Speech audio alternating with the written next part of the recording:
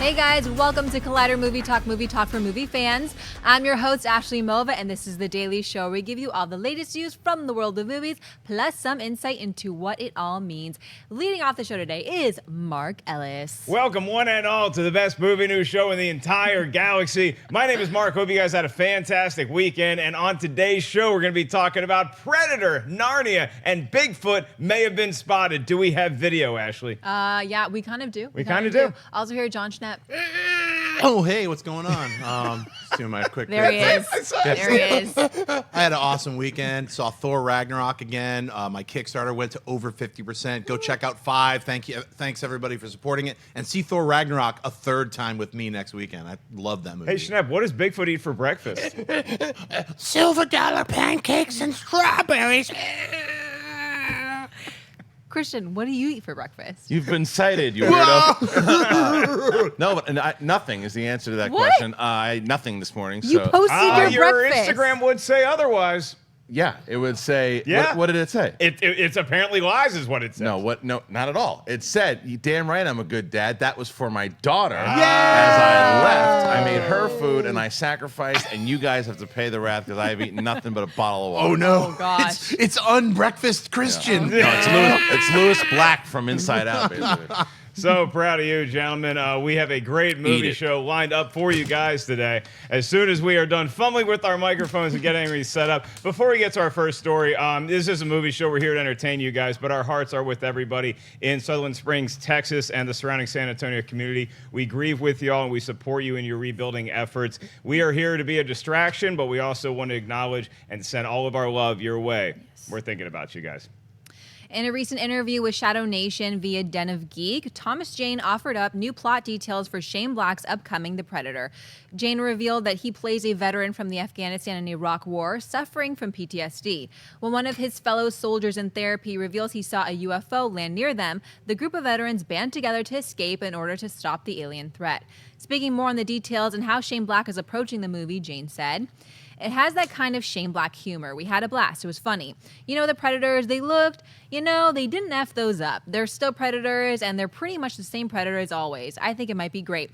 Mark, what do you think about the new plot details about the Predator? It's nice to hear they didn't F the Predators up. I like hearing that it's got that Shane Black humor because you can inject humor into something like Predator, especially if it's done with the deft touch of a Shane Black. But I like that there is this UFO element. There's a post-war element to Predator because you do have to take the lore somewhere. You can't just try to drop a bunch of people into a jungle again and try to rehash the first Predator. You want to be able to take the lore and move it forward. So what Thomas Jane is saying right now makes sense to me. Schnepp, I think you can have a little bit of humor here too, especially if you're talking about somebody seeing a UFO, whether they trust that or not, because it's not going to be Independence Day where everybody doesn't believe Randy Quaid, but you're going to be able to inject some jokes in there before we actually get to the Predators fighting the humans. Yeah, and I feel like, just like Predator, it'll probably begin one way and then go swerve towards Predator. Like, I think we're going to get to know all of these guys, see how they hung out. Maybe they were all in the same unit together. So, and that'll have that brotherhood, that camaraderie that kind of like the original Predator had with Arnold and his group. So I think it's great. It's nice to know kind of the vague ideas to what it's about. Like, I've heard so many rumors about it taking place in the suburbs. I'm like, I don't want to hear that anymore. I want to at least hear something different, and that's what we heard. That's right. So, Kristian, instead of having the first Predator where you have a bunch of soldiers who are in their prime, dropped into a jungle, now we have people returning from war who are at a VA hospital. They're getting meds. They're on, different programs trying to recover from PTSD. One of them sees a UFO, and so he, in the Predator's eyes, is marked because he saw them. So now they got to go take care of him. He's got to band together with his buddies to take out some alien garbage. I've always been excited when I heard that Shane Black was doing this movie because not only being a Shane Black fan, but Shane Black had a big role, literally, in the first Predator. Yeah. He was Hawkins, but he also, he helped with some of the writing of the movie. And if you watch like that behind the scenes footage they had the whole featurette they did of the first Predator. It's fascinating. You can find it on YouTube. But this story, I want damaged people in a Shane Black movie. I mean, that's what he does well. He writes damaged people well. And there's going to be that kind of humor, but it will be the type of humor that fits into the characters for sure. But you'll also get a bit of, that Predator violence that you want. And I think that this is a good story. And I like this cast. I know that there was no massive stars, but you don't need them because the Predator. I think the Predator alone will sell the movie. That will get the movie in there. If the trailer's good enough and it seems and there's good buzz on it, the Predator alone will sell the movie. Thomas Jane is a really good actor. You've got Theon in there from Game of Thrones. So sign me up. I want to see what this thing is going to be. I like what I'm hearing so far. Bring on the trailer. Boyd Holbrook is in this. Yep. You have Olivia Munn, Trevante Rhodes, Jacob Tremblay, Alfie Allen, like he said, Theon Greyjoy, and Keegan-Michael Key is in that too. That could be some humor too, Schnepp. Yeah, I mean, also Fred Decker came back to write the script with Shane Black. So I think we're going to get a lot of the original flavor from the Predator, but with Shane Black now in a pole position. So. Give me Alan Silvestri's score, though. They did that for Predators. I know, it was awesome. They brought back, and it adds so much to it. And I know I'm sure they will. I know I'm a score junkie, and sometimes it's just like, oh, you don't need music. You don't have to have the music for everything. It really does add when you set up that original score. Dun-dun-dun-dun-dun. Like if you have that in this movie, it will feel like a Predator movie. Well, let me ask you this off topic really quick. Batman theme and Superman theme in the new Justice League. What are your thoughts about that? We talked about it. That's why I love it. Okay. Is John Williams Superman theme in it too? That I did not know. I knew the Elfman one. I love that. So they're not using the Zimmer one. They are. They're using both. That's fantastic. Yeah, I'm very excited You about just that. I'm not grumpy anymore. That was amazing. I knew that the Elfman part of it. Good for DC. Silver dollar pancakes. No, sir. seriously, man. Good for them for doing that. I mean, that is what you think of. Like when you think of Star Wars, you think of the Star Wars theme. When you think of Batman and when you think of Superman, yes, Hans Zimmer had a great Batman theme. There's no doubt about it. Right. But the Elfman theme is classic, and the John Williams. That's Superman. So, congratulations. That's fantastic. And just as far as Predator goes, I mean, this movie takes place in the same universe where the events of the first Predator happened. So it does make some sense that Alan Silvestri's score would be still acknowledged, and you get to use that same kind of feeling when you get it. Now, whether we actually get anybody from the first Predator in this movie, after all, the movie comes out August 3rd of next year. So I don't think that we're going to see Arnold unless you know some insider information. Well, I heard of something. There's something that they asked me to do it. I said, I think about it. And to figure out if you're going to ask me to do something, then how much money is one question. And the other one is if I feel like it.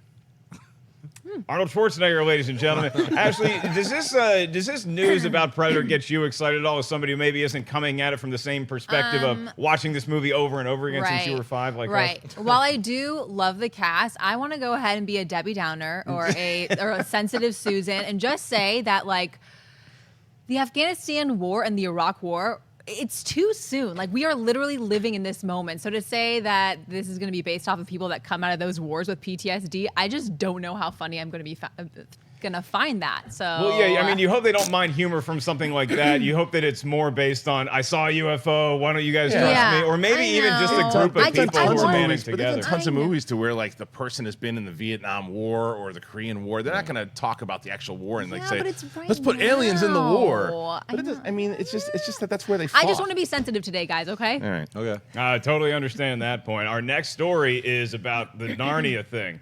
The recent Comic-Con Paris director Joe Johnston gave an update on his next project with the Chronicles of Narnia, The Silver Chair, and in doing so, revealed that this will be his last production before retiring.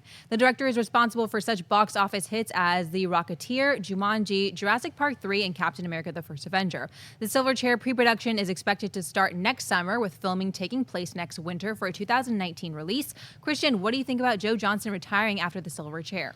I mean, as far as him retiring, if he feels like this is the swan song he wants to do, then, good on him. I think Joe Johnston has some really good movies. He's got some movies that are not so great, but I'd like to see what he's going to do at Narnia. The last one was goffish. But I actually liked the first two. I like Prince of Caspian, or Caspian of the Princess, whatever it's called. But I liked it. I thought it was okay. And I'm always up for a new fantasy movie if they can do it right. And I think that the one thing that the last movie did wrong was they based too much off the C.S. Lewis book, because I think normally, I know that that's kind of blasphemy sometimes when you say like, well, if they did that with Lord of the Rings, Right. But the problem was in the second movie, you set up the first movie so well with these kids, and then because in the book, one of the kids doesn't go, he's too old, right? And then in the third one, two of the kids don't go. You built stars, and you have to build new ones all over again. It's a matter of change it up a little bit, change the lore. Oh, it's okay if they bring Peter back. It's okay. Do that, and I hope that they do that, and I really want to see what they can do with this movie because I'm excited for it. I like the world. John Schnepp, do you think that this is going to be Joe Johnston as a walk-off home run? Is he going to be Bill Mazeroski? Hard to tell. I mean, because like Kristian said, this franchise has been somewhat troubled, both critically and monetarily. So, I mean, the Silver Chair, it is the 4th book, so they're moving forward. I don't know if any of the original cast from any of them are showing up. I don't know if Liam Neeson is going to be Islam or whatever the lion's name was. You remember what his name was? Aslan the Jesus. Aslan. Lion. Yeah. Sorry, all you sweaties out there. He said the name wrong. Relax. I'm a lion. You got fixed. So yeah, I think look, Joe Johnston has been around doing amazing stuff. He designed Boba Fett.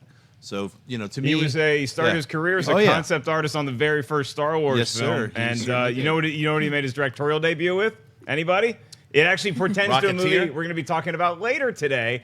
Honey, I Shrunk the Kid. Honey, you're not going to believe what happened today. Our kids are shrunken, and we might. He did the step first on one. Wow. Yeah. The first one is really great. So yeah, I mean, Joe Johnston. Obviously, anybody who wants to retire and they retire. I don't care if they're like 40 or 80. When they want to retire, they should retire. So I think good for him. Well, he's 67 years young, so if you look at that resume, certainly what Ashley mentioned as far as the highlights go, you're Jumanji, you're the Rocketeer. I think Captain America: The First Avenger is a triumph of a movie for no other reason because that's a hard one to pull off, making the Captain America not cheesy. You know, having him start in the 1940s and then take it to modern day, because that really could have been a misguided effort with that character, and you really are relying on him to help carry your MCU. So I think Joe Johnston really doesn't get enough praise for what he was able to do with that first movie. As far as the Chronicles of Narnia go, it's going to be a no cast, and it's not really going to move me either way if they bring back the old favorites from the original Narnia movies or new ones. The Silver Chair, it just doesn't seem like this is going to be a huge blockbuster to me.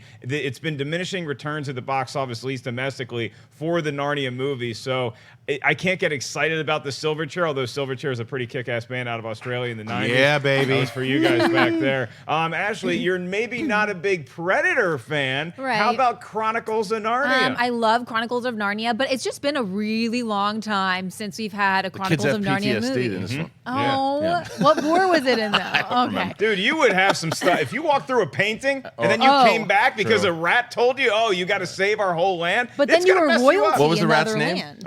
Reapy Sheep, right? It's a good Gets me name. every time. Yeah. Good name. Is that really his name? Reapy It's Sheep. Reapy I Sheep. thought you were yeah. just making that up. No, it like killed me. Aslan. No. So this is real? Yeah, Aslan. Yeah, Aslan the lion. The land of ass. That's Sounds a like Thor, something you do it's a in Thor college. Ragnarok joke, ladies and gentlemen. Aslan, look it up. All right. All right, well, I guess we're going to move on to box office to get rid of all these Aspergers we have currently coming out of our mouth. Oh my God, I'm 5 years old. Okay. It's Monday and time for the weekend box office You know report. you laugh the hardest whenever you make the fart noise, I was right? laughing at your joke, Yeah. actually. You know, So you like ruined it. everybody. You just ruined it. When you had do it, the moment was there. I'm It's like that comic timing, trying the to gorgeous ruin it. timing. I'm actually trying to Gorgeous ruin timing it. that you I had. was You just laughing pooped at on it. I was laughing at his fart joke. Yeah, Thank but you. he Or his always fart does sound. it, But you and pooped he's on like, it. he said the I funniest was thing, laughing and at everybody yours. else is like, okay. Well, considering I was laughing at your dumb joke. Oh my gosh. You're just really good at putting stuff Pipe on down, Instagram. guys. Pipe down. It's Monday. and Wait, it's time to talk about Pottersville, ladies and gentlemen.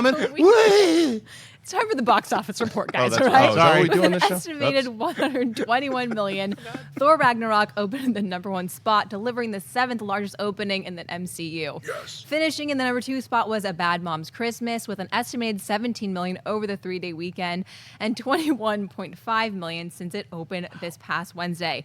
Jigsaw took the #3 spot with an estimated 6.7 million, dropping 59.7% in its second weekend, with a domestic total now at 28.8 million. Tyler Perry's Boo 2: A Medea Halloween took the #4 spot with an estimated 4.65 million, as its domestic total now stands just under 43 million. And rounding out the top 5 was Geostorm, bringing an estimated 3 million, with a domestic total now at 28.7 million after 17 days in release. Schnepp, thoughts on Thor Ragnarok's opening weekend? I just want to give a special shout out to Geostorm for really rocking that box office. Thor Ragnarok, I saw it again yesterday on Sunday. Such an amazing film. It's fantastic. Actually, my score for it went up seeing it a second time. I liked it even more to now I love it. So some of the things that bothered me a little bit when I saw it the first time became less important the second time, and I really enjoyed the performances. It's literally, it's in my top 5 Marvel film of all time. So go see Thor Ragnarok. Any of the few people who haven't seen it left over. You know? Yeah, Thor Ragnarok. I mean, I know that it was outpacing even Spider-Man Homecoming pre-sales on sites like Fandango, but Kristian, for this thing to pull in $120 million opening weekend, we were thinking around it might crack $100 million. So does this tell you more about Thor or Hulk or just the popularity of the MCU? All the above, Mark. I think that when you have first of all, I thought I was going to do 95. 121 is insane. That's, I mean, I think obviously it's not just Marvel because Spider-Man, yeah, I guess maybe people were just kind of tired of, I mean, the past movies hurt that a little bit too. I mean, even though it opened up. Well, no, I mean, it did very, very well. Granted, yes, but we're talking Spider-Man I think without the Amazing Spider-Man. If it would have been Danny Elfman and then this movie with Downey and all that stuff, I think you would have seen a bigger bump because people were a little tainted by that movie. But it was a great movie. I love that film. But there's something about, I mean, because Thor: The Dark World certainly didn't do this well. Right. I think that one of the main things was the marketing. I think that the way they marketed this movie, the word of mouth. Taika going around talking the way that he has been about this film. He has been promoting this movie. He has become a star all in itself. The way he's got that, he's just an electric personality, and the way that he's promoting his film. But I think there's so much that this movie just did well all the way around, from the actual movie to the marketing to just the way it all connects. That electric trailer, that first trailer, all of us watched it like 100 times. It was, but I think what this movie did well was it was a comedy, but it was a very funny comedy. But it did it in a way that just connected, and it was, again, when it needed to be a fantasy movie and a serious fantasy movie, it was. When it needed to throw in those jokes, it was. It had a rare thing. It's very hard to throw a piece of comedy into this very serious moment and make it seem organic. Like that's supposed to happen. That's just a funny moment that's happening right now, and it did that well. So I'm not surprised that it did as well as it did, but yeah, it was a really fun movie. Yeah, Bad Moms Christmas did not cost a whole lot of money to make. Still pulling in $17 million is fairly impressive on a weekend when you're going up against a juggernaut like a Marvel movie or any sort of comic book fair. Bad Moms Christmas could continue to see some nice box office receipts as we get closer to the holiday and people just want to relieve from all of the shopping or whatever else that you have going on. It's a really funny movie. And then you have films that are Halloween-based, like Boo 2 or Jigsaw, and those, I'm surprised they only dropped less than 60% because once Halloween is done, it seems like a lot of horror movies just fall off the face of the earth. People still wanted to see these more than Geostorm. I agree. And one thing I do want to say before I don't want to forget is that Taika Waititi was on our new show, Ladies Night. Yeah. And you want to see, I'm telling you, if you have not watched it, I know about 40,000 of you guys have watched it, but it deserves all your eyes. It is so funny. He is so funny. The ladies were really funny on the show, and you just see a different side of him, and you see that side of him of why, even when he's talking about Cate Blanchett in that interview, it's like, that's why this movie definitely worked the way it did. Ashley, I know that Bad Moms Christmas is right up your alley. Did you get a chance to see that? Is it a Thor Ragnarok kind of weekend for the Mova family? You guys, I had too many baby showers to go to this weekend. Just stop having babies. Gross. But I really want to see both of these movies. If I had to choose between Thor Ragnarok and Bad Moms Christmas, which one would you guys suggest? I know you guys are going to say Thor Ragnarok. Yeah, don't But I even think ask Bad us. Moms is Actually, funny. knowing my audience, I would actually say Bad Moms Christmas, you? not just Yeah. because it's like it's got a bunch of female stars in it or whatever. It's a really funny movie, and the type of humor that it contains. You wrote it. It's rated R, and Thank you. I agree with Kristian. It's right up your alley. Okay. All right. But you should see of Thor course. Ragnarok. I mean, I'll see come on. both at some point, but I guess Bad Moms Christmas first. I don't know. I don't know. Well, I'm at least glad that Did you like knocked the first Jigsaw one? out. I love the first one. Then I mean, I mean, what do you like better, the first two Thor But movies or Bad Moms? I like Thor's humor in it. Right. I'm glad that you guys are saying that's going to make me laugh. I think when I saw Bad Moms, the first one, I'd seen it after all of the hype, and I okay. had even more expectations for it. So I liked it, but I wasn't as on board Right, with it as right. much as everybody was. But I'm going to see both of these Ashley, I don't movies. know what they're talking about. Go see Geostorm, because that Yeah, movie right. really needs your money right now. I don't know about that. Let's go to buy or sell. This is a part of the show where Ashley's going to give us a premise. We'll say whether we buy or sell it, and debate might ensue. The first trailer has been released for the new Christmas-themed comedy Pottersville. Michael Shannon stars as a struggling store owner who is hit by hard times and during a late-night bender, drunkenly wanders through town where he is mistaken for the legendary Bigfoot. This sets off an international media spectacle that attracts a lot of much-needed attention that causes business to boom for the small town.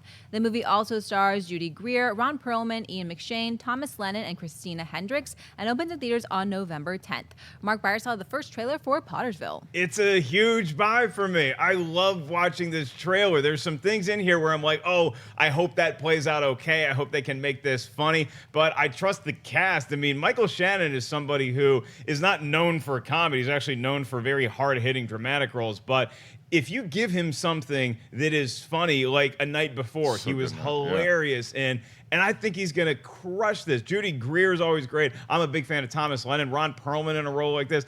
Ian McShane. This has all the makings of a really funny comedy that could surprise a lot of people. And the premise is dynamite, right, Schnepp? Yeah, I think we saw two separate trailers. Like, you saw one different. Like, what did this come out in 1992?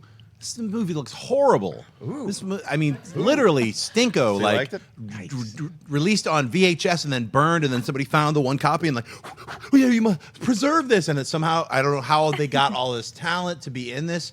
Like, so that's, it color me interested, because I'm like, I have to actually see it now because of the talent involved, the actors and actresses involved. But I saw the trailer and it just looks like, why is it called Pottersville? A reference to It's a Wonderful Life. It's called Pottersville. It's a Magical Life, the subtitle. So what's going on with the Frank Capra? That's just confusing enough. Add Bigfoot to the mix. Like, and it looks like an ABC school after school special. Who's Bigfoot? It's so dumb and insulting and horribly hackneyed that I can't even believe I'm talking about this. I thought it was a joke. I thought it was like, did Saturday Night Live put together the shittiest trailer on the fucking planet? Whoa. Pottersville? This is garbage. And believe me, I will take back everything if I see it, and it's a magical Christmas holiday movie that will last forever, but I just don't think so. You know, when I introduced the segment, buy or sell, and I said some debate might ensue, I wasn't prepared for this. So, Kristian, you get to be the mediator. Which side are you leaning towards? I'm sorry, buddy, but I gotta agree with you. Go. Yeah. Sorry, Schnepp. It was fun. I mean, it could be.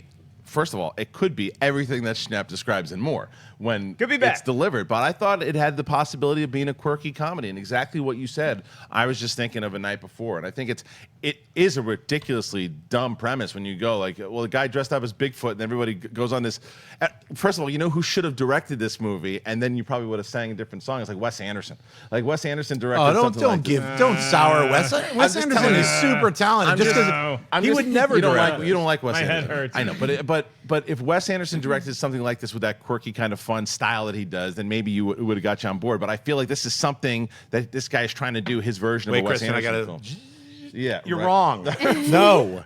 I'm just saying, I didn't hate it. I like Michael Shannon a lot. I'm not going to disagree with you that I could watch this movie and be like, you know what, Schnepp was right. This is an utter piece of garbage. But I also think I could see myself saying, this was fun. And I don't know which camera to look at. There's two of them.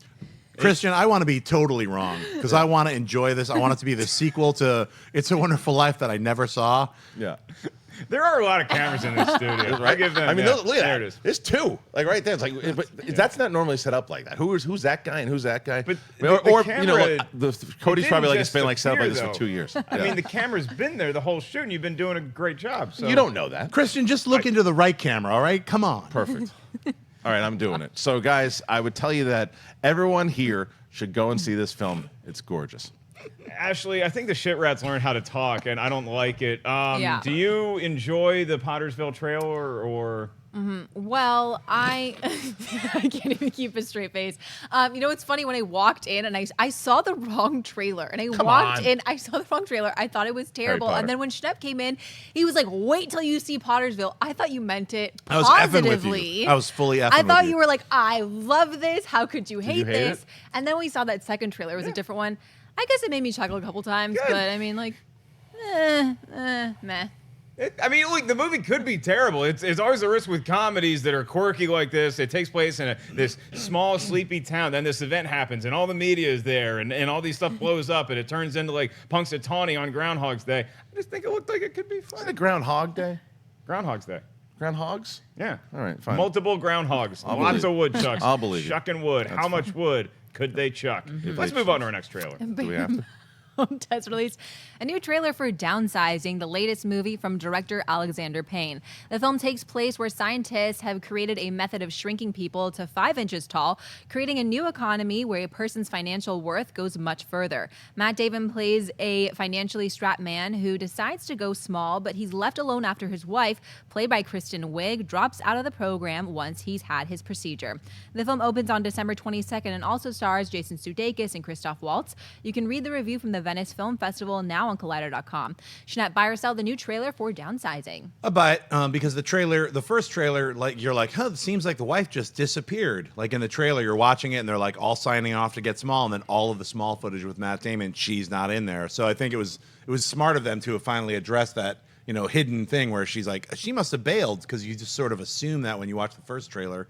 I'm very interested in seeing the film. I mean, it could go either way for me. I mean, but everything, the setup and all the ideas that I've seen are just really, I think they did a good job playing out. Alexander Payne is a good director, and I think it looks very unique. Yeah, if you got to use that Talking Head song again in another trailer, I guess this was a good excuse to do it, Schnepp. Jeez. But the Talking Heads it's cool aunt music. This trailer. I'm for sorry, wait. Downsizing- The Talking Heads are one of the greatest bands to ever exist. Sorry, Mark. David Byrne and co, very talented people. Downsizing looks funny to me. The film debuted at the Venice Film Festival, I think, and it's getting mixed reviews from critics right now, which I don't put a whole lot of stock in. But this is going to be something that we're going to talk about in the mailbag section, so I don't want to get too into it right now. But I think it would have been interesting if we didn't know that twist about what this clearly shows us in the trailer, is that Matt Damon is going in expecting to wake up with this whole new life, and then he doesn't have this person with them. So it's because I think that the fact that you're shrunken, and that gets me into the theater already, so I don't need to know all this, especially with the name brand talent like Alexander Payne doing this film. That's the most exciting part of it to me. Kristian, I did really like to, it's a buy for me, by the way. It was when they get shrunk and then they get scooped off the little thing. I thought that was really, really cute. You remember that show, The Littles? At it was an animation show, The Littles. It was a long time ago. They had tails and stuff. Yeah. That's what it reminded me of. Tails? No, maybe I'm Yeah, thinking they of had something tails. else. It was The Littles. I thought it was, maybe And I'm there's making also this up. Arietta, the Miyazaki film. All right, you want And, to steal my thunder away from The no, Littles? no. David the Gnome from Nickelodeon. It's another small person It's thing. true. All right, Tiny, shrunken so this movie I'm going to buy for sure because I am a big fan of Alexander Payne. I really loved The Descendants. I think that Nebraska is a movie that people should talk about more than they do. Sideways, yeah. Sideways, and about Schmidt. There's so many different movies that this guy has done that this is a very interesting premise. It's kind of got a being John Malkovich almost feel to it, but I think I don't agree yet with your point on Kristen Wiig being revealed, because I don't know if that's supposed to be the big reveal. That could just be okay, or maybe something like Pleasantville, where he kind of goes into this thing and then it's what happens while he's there that really is the story. So if the story is the setup of, hey, this guy is gonna go into this world, but then his wife abandons him, that's something you kind of need to know going into the story. Oh, clearly, I know it's not the biggest plot point. It would have been nice to have been surprised. Yeah, but I mean, unless they need to tell you that this is what the story is, it's this guy dealing with how he's going to have to do it. But I agree with you that if the whole thing is just a matter of right before he's getting all set up, then the reveal is, oh wait, now he's got to deal with his wife. It's like, well, I knew that from the trailer. That's not a big surprise to me. It depends on how it's executed, but I think it could be really good. Again, same thing with the Bigfoot movie, is that this is a movie that could ultimately take a swing and miss. And that's why, like you said, it's mixed with the critics. We'll see what happens. I don't know anything except I'm going to get oatmeal after this. The movie comes out December 22nd. So you really made that delicious breakfast. Didn't get one bite. No, I made it for my daughter. Yeah, That's what a so nice nice guy. of you. All right. Well, you can find Kristian's Instagram and all the delicious food that he makes. That he's not allowed to eat any Verified on Instagram, not the Twitter, though. They don't like me on the Twitter. of it. Why do you care about a blue check mark so Got much? 2 of them. Just need that 3. Got 2. It's literally meaningless. That's fine. Something that's not meaningless. Our top 50 superhero movies of all time. You guys can check out all the ones we have up for you guys so far. Now we have Thor: The Dark World is dropping. That is episode number 48. So you guys check that out. Have fun debating. Keep it classy in that comment section. We're keeping an eye on it. We can watch all of the movies that are up to number 48, as well as the honorable mention. That's up on Collider Video right now, as well as an all-new Schmodown drop this past Friday. The playoffs are getting intense and heating up. A Thor Ragnarok spoiler review is now up on the channel. And as always, you can check out the latest episode of Awesome Tacular. More on the link in this vid's description. And now we're going to move on to mailbag. Before we get to mailbag, I want to remind you guys at the end of this show, we will save some time for your live Twitter questions. Go ahead and start tweeting us right now at Collider Video. And in the meantime, we have a mailbag that's going to be something that we just talked about. Oh, yeah. Yes. And it's from Lee. And they write, hey, Collider. Hello, Lee. I went to see Thor Ragnarok on Sunday, which was amazing. And before the Star Wars The Last Jedi trailer started, they actually gave out a spoiler warning. I've never seen that before, and it might just be this particular cinema's own decision to add that. Have you encountered something like this before? And would you welcome such a warning for a spoiler-heavy trailer in the cinema? By the way, I closed my eyes, and I tried to drown out the sound, but I still heard things I didn't want to hear. Thanks for taking my question. It's a great question, Lee, and it's something that's interesting to talk about. So if you didn't get the full question, it's that this guy, he's in the theater, and before they play the Last Jedi trailer, they just ran a, hey, this might have spoilers in here. If you go to see a movie in a theater, you know that there's going to be trailers, and sometimes you go to a movie and there's like 8 or 9 trailers, and it's a lot to be inundated with. And there are, it seems to be a growing number of people out there that don't love all the trailers because they think they give away too many things. I don't think that's the case with the Last Jedi trailer, at least I hope it's not, but I do understand that particularly with things like Star Wars, there are people that react like Copster did on the Schmoes No Live show last week, where they run out of the room and they don't want, I don't think it's ridiculous. I though. think it's ridiculous. I think that if you don't want to see anything from, first of all, maybe don't work in this industry if you don't want to see that's what anything I'm from the saying. trailer. That's what I'm saying. But also, if you go to see a movie, I think it's fair that they give a spoiler warning. Like, I don't think it hurts anything to say, hey, we might be showing something that not everybody wants to see before the movie comes out. I want to strap Copster down like Clockwork Orange and just make him watch every trailer. trailer. possible. You know what? Look, I think we've reached a new plateau of low when it's like you have to announce a spoiler. Yeah. Like, look, I'm the first one to admit that I've said, hey, they showed too much in this trailer. Right. Or I feel like, oh, you know, especially with some of the films like The Martian or a lot of Ridley Scott ones like Alien Covenant, they were like, why are you showing the ending of the movie? Like, if you could put 2 and 2 together when you see a trailer, you're like, oh, they're showing you the end right there. And it just feels like sometimes movies don't do that and they swerve you and that's just the middle. Like, I think Justice League has been really smart because there is something that's happening that we haven't seen yet.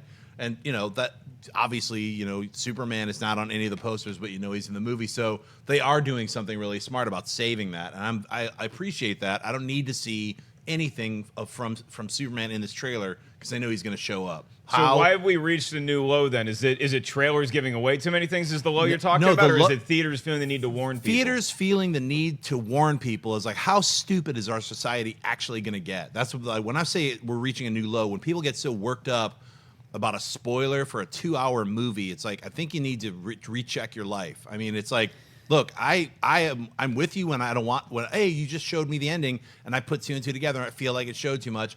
That's just how it is. If you're going to watch a trailer, some movie companies give you everything. They tell you the story beat by beat. Literally, within 3 minutes, you see the beginning, middle, and end of the movie. Now, that's a really stupid way of putting together a trailer. A lot of people feel that way. Some people don't. I think that's up to each individual person. Now, if Copster doesn't want to see it and he blocks his eyes or something, that's fine. But, like, I don't think you need to put a spoiler alert up. I think that's ridiculous. Yeah, I'm gonna You agree think with it's that. crazy too? There's no reason to put a spoiler warning up there because it's like, unless it's like someone who just came to this world and they don't know that there's potential. You just started watching movies yesterday and it's like, well, they could show some things you don't want to see. Trailers nowadays, they show a lot for sure. But one of the other things, and not all theaters have this, but a lot of theaters have the assigned seatings, which means that if you don't want to see trailers at all, like Copster, you could you buy your ticket for a 9:30 showing, you show up at 9:40. Well, that was kind of my point with how many trailers they run now is because it's hard to guess. So maybe what if we open a new theater chain and we print on the ticket, here's what time the trailers start, and then here's what time the actual movie starts. But here's the thing, that you don't have to do that. It's the same thing. If it is in assigned seating, because the same thing, it's his seat, Copster. It's his seat. So he can go out, he can decide, okay, you know what, I'm going to wait. I'll wait for a little bit. I'll come back. Oh, they're still showing trailers. I'm coming back out. But you And can it's ask the usher and they'll tell you the movie Exactly, starts. exactly. You know, I think that maybe or the you theaters just have it printed on the ticket, like what I The suggest. theater should definitely tell you for sure, but I think that showing spoiler warning, it's like, no, because you don't necessarily know, and then that means they got to check in with every studio. This might be a plot point. Well, you Mark, don't even know. They don't want you to miss the trailer. That's a defeats a lot of the purpose of, like, you know, that's why it's like it's fun to see trailers, and most it's probably say I don't know what the percentage is, but the majority of people enjoy seeing trailers. Oh, I before love them. seeing I trailers. love trailers. I don't want a spoiler alert thing to like I tell will me say, that something. I it's understand why Copster does what he does, as far as like because he and there are a lot of people out there that want to just go in fresh and not seeing just, like anything. Frosty doesn't watch trailers. Well, because you know, Yep. because Copster has this thing, you know, as far as he is a Star Wars hardcore fan, right? He does not want. It same thing with Jurassic Park for him. He doesn't want to see anything. He knows he wants to see it already. Trailers are designed to get you over the edge, to get your excitement from 50 to 120, and then Copster's already 120, and I understand that. But like you said, this is his job. Deal with it. But there are other people like him that I understand it. But when you go to movie theaters, it's not their job to go, this might have stuff that ruins the movie for you. It's not their job. Or what about this trailer doesn't have any interesting information? There are 0 spoilers. You might hate, it's like, Right. I think it's weird. Ashley, when you go to a movie, are you excited to see the trailers? Are you a big fan of that, or do you want to skip the previews? I do like seeing the trailers, and I think that people need to put more trust in the studios that they know what they're doing. They know the entire movie, and you have to trust that the people cutting the trailer most of the times are just enticing you to come see it and aren't revealing too much in the trailer. I would totally disagree with you there. I Really? think just movie studios suck and they Well, reveal something way like too much. Star Wars, I think, though. I'm just saying, I it's think what Star Wars loves doing is that they love showing us. If you watch a Star Wars trailer 100 times, you're going to notice little tiny things in there that could be a hint. But if you just watch it, like I like watching the Star Wars trailers a couple times to get really excited about it, and then I don't want to think about it again because I don't want to know or I don't want to like guess too much about what's happening. But I think with Star Wars, it's a very particular situation. Like, yeah, did I need to know the plot line between Kristen Wiig and Matt Damon? I don't think so. I was excited to see, but I'm not going to be like Pickett, the Alexander Payne's house because they gave away too much. But with Star Wars, I think it's a special But that's my point, though, is the fact that like even though you have that issue with the Kristen Wiig thing, you don't know for sure how much that's actually going to spoil your enjoyment. It for could be the Because very first 10 minutes. And my point with that is that the studio's not going to tell the theater owners, well, this part of the plot does this. There's too much time involved in it, too. So they don't know. There are other things. Like, look at The Martian, by the way. The Martian, we thought in that trailer spoiled the whole movie. I think they still did. I think they still did. A lot of it did, but not the way that we thought. We thought it changed it up at the last 20 we minutes. We thought when that movie, the way that they portrayed that movie, we thought we knew it for sure. And a lot of movies, it is that way. But I'm just saying, there's certain circumstances when you go to the theater that when you see it, you don't really know until you're there, and it's not going to be up to the theaters to go, this could be a spoiler. Also, Last Jedi is like a lot of people are like, it ruined this by showing know this. that. You don't know. It's misdirection. Right. The way they edited it, it could be nothing. But I do It- understand the it's totally complaint, though, different. where it's like something like Downsizing. You show me Alexander Payne's name and that we're shrinking people in this new world, you already have my money. Or if you show me The Martian, you say Matt Damon is stranded on Mars, you already have my money. Right. So don't show me anything else. Now, that's just for me. Right. That's not for everybody else. So I realize that there is a need for a movie studio to throw a lot against the wall to grab as many eyeballs as they can to get as many people excited, because maybe there are people that needed to see a lot more of The Martian in order to decide, do I really want to go see that? I'm just talking about for me. Same thing with Star Wars. You can just put The Last Jedi on there, but then I also have the argument that I don't know if this Star Wars movie is going to be great or not. So I get really excited to watch the trailers because I love the feeling that they give me in the moment when I'm watching them. I love those little tiny 2-minute pieces of art in some instances where some trailers are just advertising the movie, but with Star Wars, they really craft those things, man. So it's really there to please an audience as much as it is sell the movie. All the more reason to not have a spoiler alert. And Ashley, to your point, I feel like it's the movie studios hire entire divisions. They have their own trailer cutting companies that exist. So it depends on like what the studio wants to do and like what their information as far as box office numbers. Like a lot of that falls into line and it's not creative. But I think with bigger movies like i.e. Thor Ragnarok, you'll see a ton of stuff in that trailer that's not even in the movie because it's misdirection on purpose so that it's not spoiling things for you, the viewer. I feel like that's the way to go. I'm not saying to lie to the audience, but just don't show them everything. Yeah. There's a lot of debate going on in the comment section right now. I love seeing this. It's like, some people really love trailers, some other people hate trailers. And one commenter, Patrick LeBlanc, says, Mark enjoys wasting his money, so don't listen to him. Damn, Patrick. You got to get all cold-blooded about it. How do you know that, though? Like, what am I doing on He's been social following media? you. Yeah. I'm just like driving around with like fat gold chains around my neck. got Hey, what's up, LeBlanc?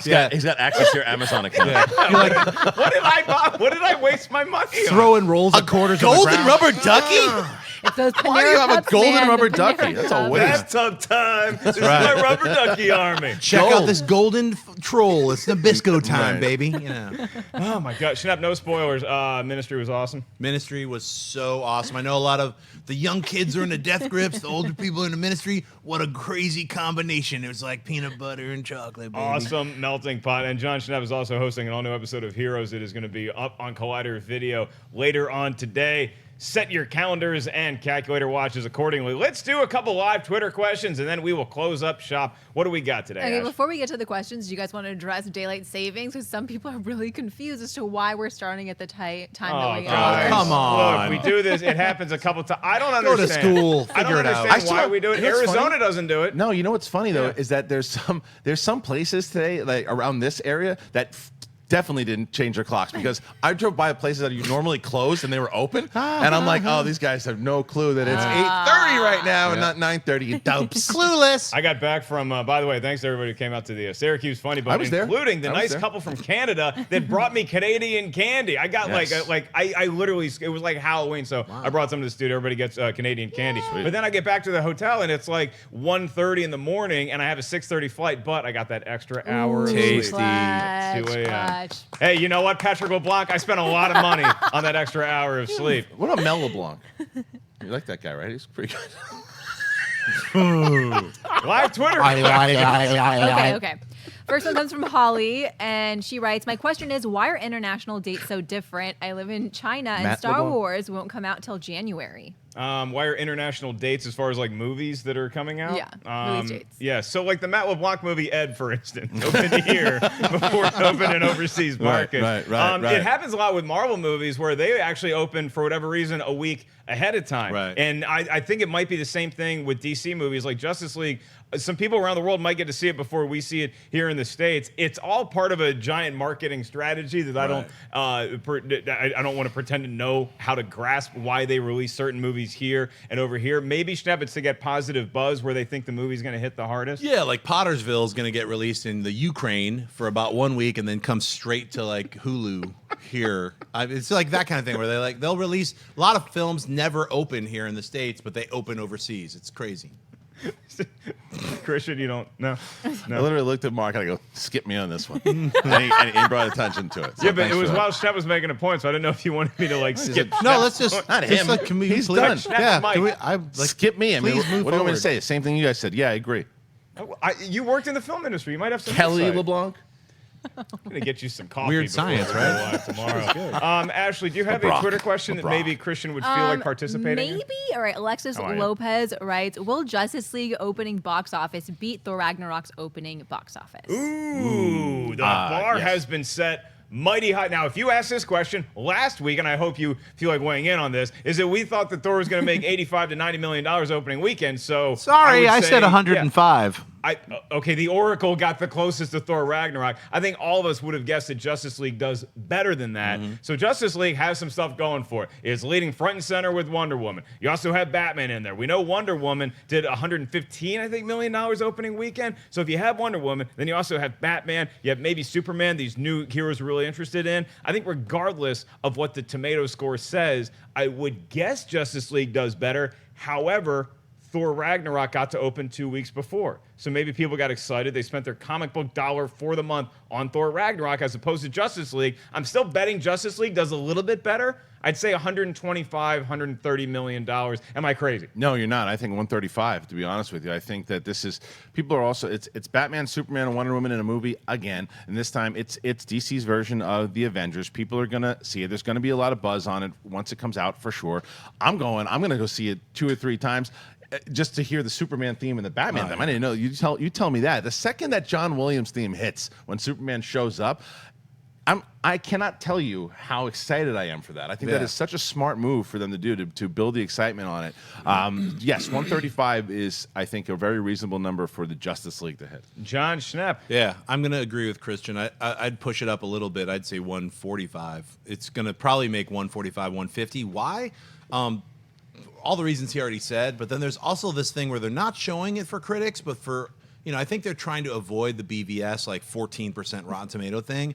I think preemptively for a strange reason. I know they screened it to some critics a week ago, and though they're not allowed to say anything, I've heard certain things from certain things, whatever, and it's not bad. So I feel like Thor got a chance to be screened like a month before it came out, and all of us who saw it were like, you got to go see this. This is amazing. You're gonna be on my crap list if it's the John Williams theme isn't in there. It's in there. All right, Yeah. fine. What, are you listening to Trolls now? No, I didn't hear anybody. I'm No, just saying it's in there. I can't even hear myself thought. I can't read their thoughts. Anyway, I think it's going to make quite a lot of money, regardless as to what any of the critics say. But I'm betting that it's going to be middle to high. It's not going to be a lot of rotten. Do we do we have to reboot everything if it doesn't make as much as Thor Ragnarok? No, not at all. No, if it doesn't make as much, no, I don't think that it's fair to compare. I mean, we do that enough where people are, just like, well, you guys said this, so you obviously hate the world.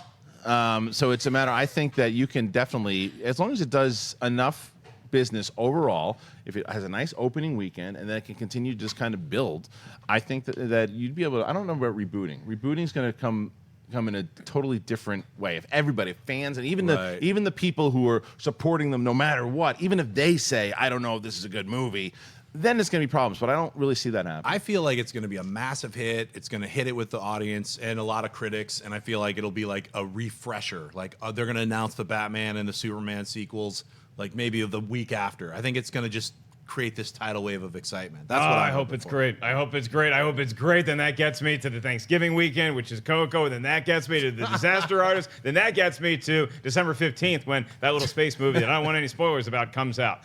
And it's not someone else, just as a guy named Don't Worry said, wow, late start today.